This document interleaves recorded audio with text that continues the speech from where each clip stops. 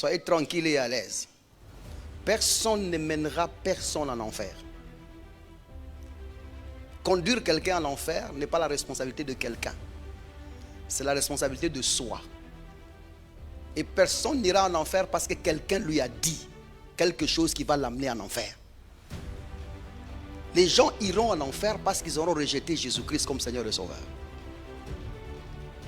Cette appréhension des jugements que nous avons sur les hommes de Dieu est éphémère. Ça n'a pas ce qu'il faut.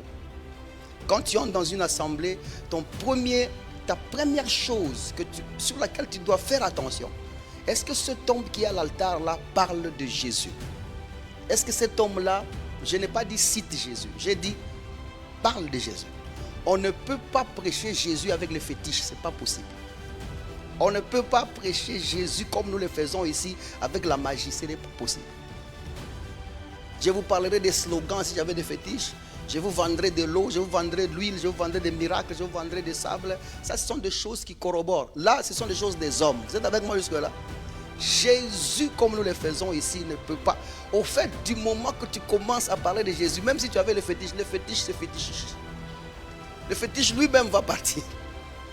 Vous êtes avec moi jusque-là? Alors donc, enlevez le jugement que vous avez. Au fait, je ne parle pas seulement à vous, parce que vous êtes là. Je parle surtout à ceux qui nous suivent de loin aussi. Nous sommes centrés sur Christ et strictement centrés sur Christ. La deuxième chose que j'aime... Vous ne dites pas Amen? La deuxième des choses que j'aimerais souligner, c'est celle-ci. Je ne vous parle pas de comment devenir un chrétien. Ça, ce n'est pas mon travail. C'est le travail des évangélistes que nous envoyons sur la route là.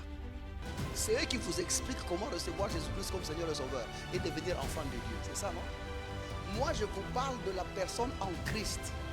Tout ce que je prêche, c'est ce qui est déjà en Christ. En fait, je ne parle pas, moi, aux païens qui doivent venir à Jésus. Ce n'est pas ça ma mission. Je suis un pasteur enseignant. Moi, je vous parle de ce qui est déjà en Christ. Donc, si toi, tu me comprends en dehors, tu auras des difficultés. Moi, je parle des choses de la maison.